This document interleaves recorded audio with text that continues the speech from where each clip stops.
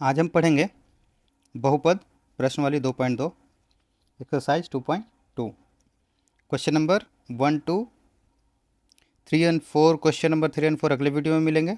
तो फिलहाल अभी हम पढ़ेंगे क्वेश्चन नंबर 1 और 2। पहले इसके कॉन्सेप्ट सीखेंगे, इसे कैसे बनाएं, क्या होता है, इसका मान कैसे ज्ञात करेंगे। उसके बाद फिर हम क्वेश्चन नंबर 3 और 4 की तरफ बढ़ेंगे। तो चलिए शुरू करते हैं।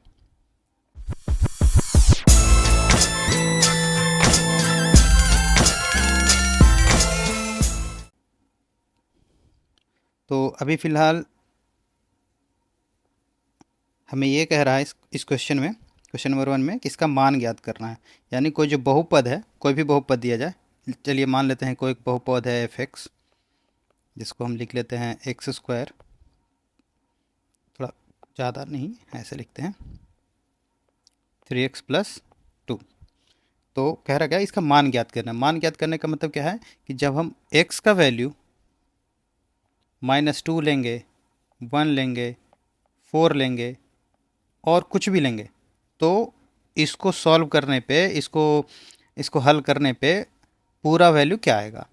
तो हम क्या करेंगे, पहले क्या करेंगे, x का वैल्यू -2 x के जगह पे रखेंगे, फिर उसको हल करेंगे। हल कर लेने के बाद फिर से x का वैल्यू 1 रखेंगे, फिर हल करेंगे, फिर निकालेंगे उसका वैल्यू क्या आया, फिर 4 रखेंगे, फिर क्या आया।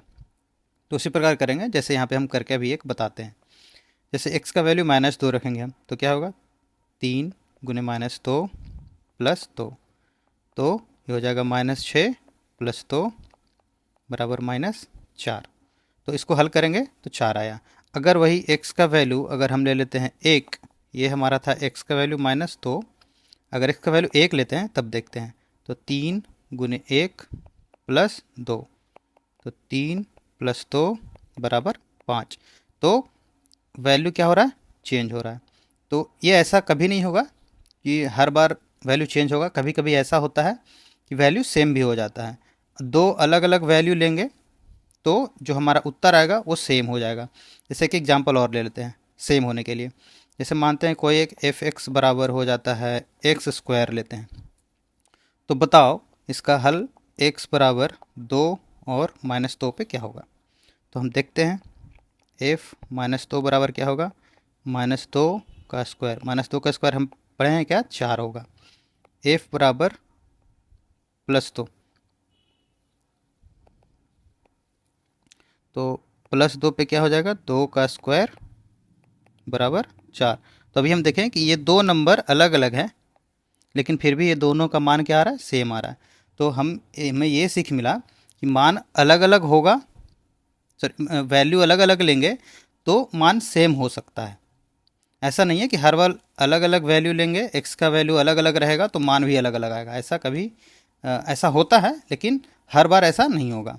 तो मान अलग अलग होने पर भी वैल्यू सेम हो सकता है, जैसे यहाँ पे हम देख लिए। ठीक है। तो अब हम पढ़ते हैं क्वेश्चन की तरफ। तो इसी तरह से हमें क्वेश्चन नंबर 1 और क्वेश्चन नंबर 2 सॉल्व करना है। क्वेश्चन नंबर 1 और क्वेश्चन नंबर 2। ठीक है। तो चलिए शुरू करते हैं इसे बनाना, हल करना। तो क्वेश्चन नंबर 1 का 1 क्या कह रहा है, जो हमारा ये बहुपद है, बहुपद एफ एक्स मान लेते हैं इसको। तो एफ एक्स का वैल्यू दिया है 5x -4x² +3। तो इसको हल करना है कब, जब x का वैल्यू क्या रहे, 0 रहे। तो हम करते हैं जैसे अभी भी हम कुछ देर पहले पढ़े थे, तो वैसे करते हैं। तो f0 बराबर हो गया 5 × 0 -4, 0 का स्क्वायर +3। तो 5 × 0 0 -4 × 0 का स्क्वायर 0 +3। तो इसको हल करेंगे तो क्या मिलेगा, 3। तो f0 का वैल्यू क्या आ गया, 3। तो ये हो गया मेरा पहला उत्तर। ठीक है। तो अब हम बढ़ेंगे दूसरे उत्तर की तरफ।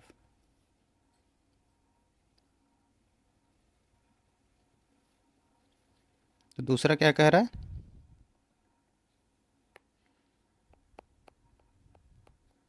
जो एफ एक्स है हमारा, उसका पहले हम लिख लेते हैं।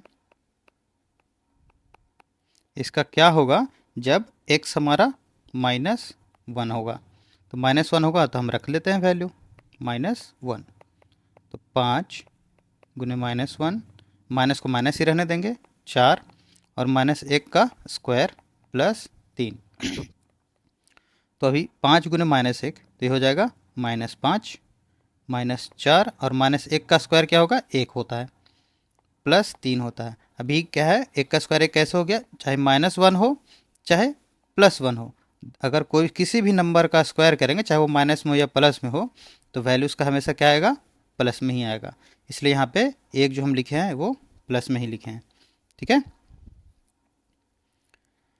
तो ये हो जाएगा -5 -4 +3। -5 और -4 कितना हो गया, -9 और +3 बराबर कितना हो गया। तो f-1 का वैल्यू कितना आ गया, -6। ये हो गया हमारा उत्तर। ठीक है, अब हम पढ़ेंगे तीसरा। ठीक है, तो तीसरे के बारे में क्या है, जब एफ एक्स हमारा क्या है 5x -4x² +3, इसका वैल्यू निकालना है, इसका मान ज्ञात करना है कब, जब x बराबर क्या रहे, 2 रहे। तो हम रख के देखते हैं, 5 × 2 -4, 2 का स्क्वायर +3, 5 × 2 10 -4 हो जाएगा, ये 2 का स्क्वायर क्या होता है, 4 +3, तो 10 और 3 13 -16। तो क्या हो गया, f2 बराबर -3। ठीक है, तो इसका भी आंसर क्या हो गया, f2 बराबर -3। अब हम बढ़ते हैं क्वेश्चन नंबर 2 की तरफ। तो क्वेश्चन नंबर 1 में कोई दिक्कत नहीं है, अब हम पढ़ते हैं क्वेश्चन नंबर 2 की तरफ। ठीक है,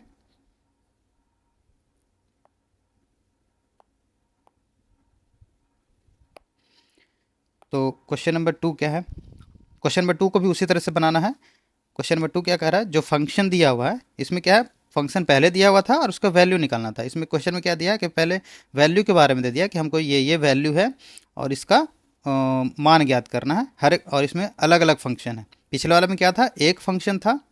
ठीक है, इसमें क्या था, एक फंक्शन था, यहाँ पे एक फंक्शन है और अलग अलग वैल्यू निकालने थे। ठीक है, इसमें क्या कर दिया, वैल्यू अलग अलग दिया है कि इतने सारे का वैल्यू निकालना है, लेकिन इसका बहुपद अलग अलग है, फंक्शन क्या है, अलग अलग है। ठीक है, बहुपद को जैसे पी वाई लिख दिया तो ये हो गया फंक्शन कहते हैं इसे। ठीक है, तो सारे बहुपदों का निकालना है, जिसका वैल्यू कभी 0 रखेंगे, कभी 1 रखेंगे और कभी 2 रखेंगे। तो शुरू करते हैं क्वेश्चन नंबर 2। ये 2 का 1,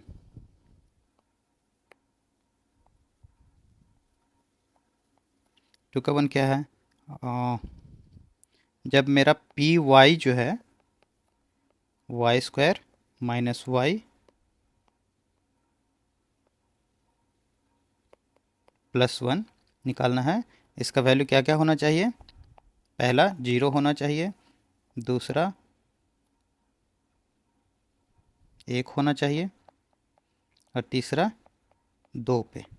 तो हम पहले क्या करते हैं, पहले 1 पे हम फाइंड कर 0 पे फाइंड करेंगे। 0 पे क्या होगा, 0 का स्क्वायर -0 +1। तो P0 हमारा क्या मिल गया, 0 -0 +1, P0 हो गया हमारा 1। ठीक है, ये हमारा हो गया सॉल्यूशन।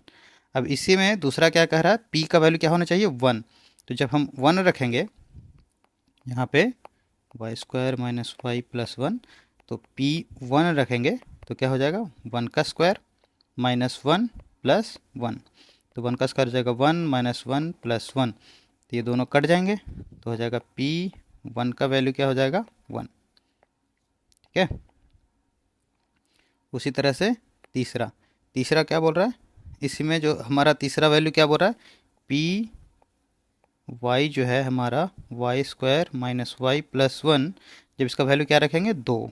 2 रखेंगे तो क्या आएगा, देखते हैं, 2 का स्क्वायर -2 +1, 2 का स्क्वायर क्या हो गया, 4 माइनस 2 प्लस 1।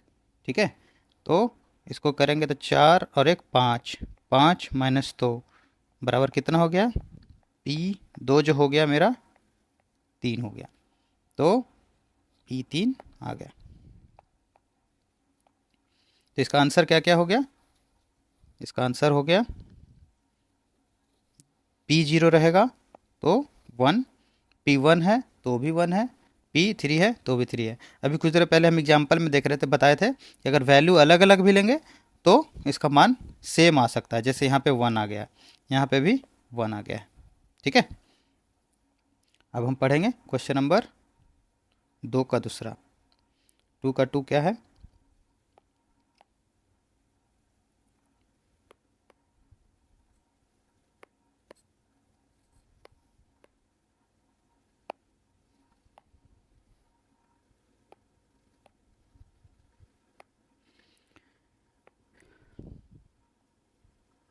टू का टू, जब हमारा पी टी जो है कितना है, 2 plus T plus 2t² minus t³ इसका वैल्यू निकालना है कब, जब p का वैल्यू क्या रहे, 0 रहे, 1 रहे और 2 रहे।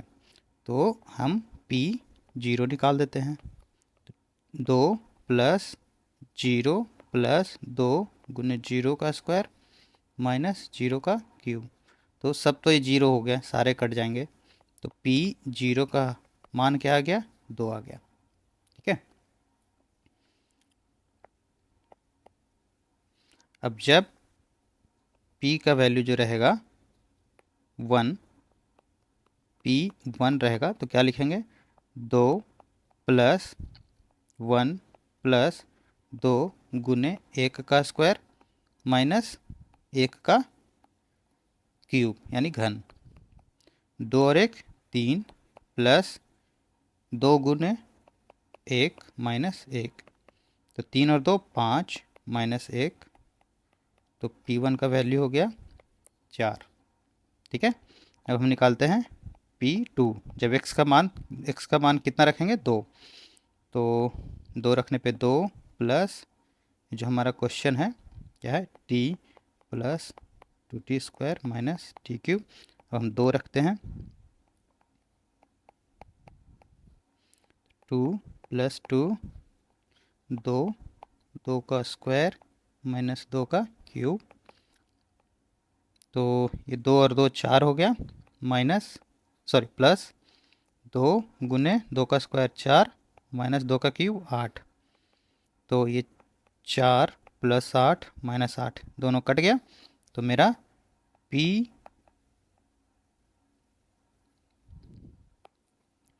जो हमारा 2 का वैल्यू आएगा वो कितना आया, 4। ठीक है, तो अब करेंगे तीसरे तरफ।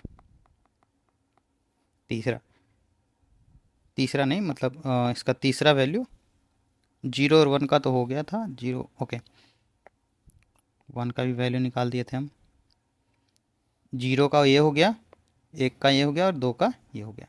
ठीक है, अब हम पढ़ेंगे क्वेश्चन नंबर 3 की ओर।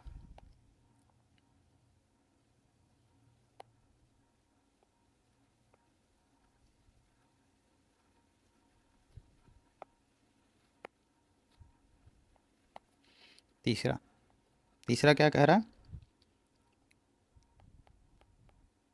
px बराबर x³ है, इसका भी वैल्यू निकालना है कब, जब x बराबर क्या हो जाए, x बराबर 0 1 और 2। तो पहला हम P0 निकालते हैं, तो 0 का क्यूब, 0 का क्यूब क्या होगा, 0, तो P0 हमें ऐसे ही मिल गया। ठीक है, दूसरा क्या है, दूसरा है अगर Px बराबर x³ है तो P1 क्या होगा, तो 1 होगा, मतलब 1 का घन, 1 का घन क्या आएगा, 1 ही होता है, 1 का घन क्या होता है, 1 होता है। ठीक है, तीसरा है क्वेश्चन हमारा Px हमारा x³ है, तो P2 यानी ये क्या होगा, तो 2 का क्यूब कर देंगे, तो P2 हमारा क्या आ गया, 8। ठीक है, यानी 0 रखेंगे तो 0 आ जाएगा, 1 रखेंगे तो 1 आएगा। क्यों? क्योंकि 1 का जो घन होता है एक ही होता है, 2 का घन होता है 8, तो 8 हो गया। ठीक है,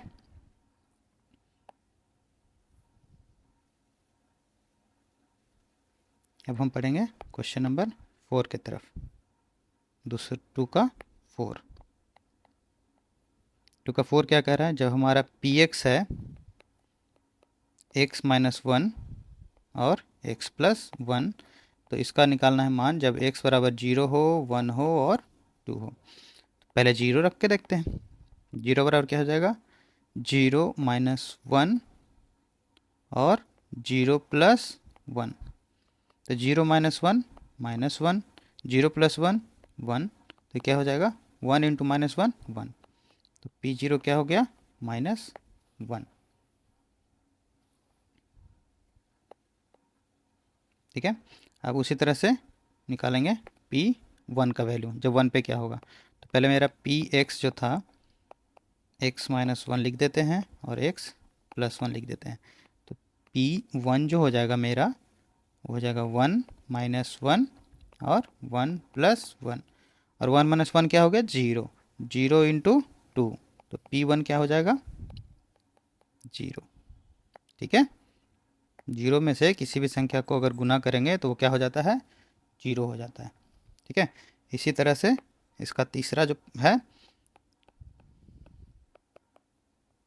x माइनस 1 और x प्लस 1, जब हमारा p का वैल्यू क्या है, 2 है, तो क्या लिखेंगे, 2 माइनस 1 और 2 प्लस 1, तो 2 माइनस 1 1 और 2 2 प्लस 1 3, 1 गुने 3, तो P2 मेरा क्या आ जाएगा, 3।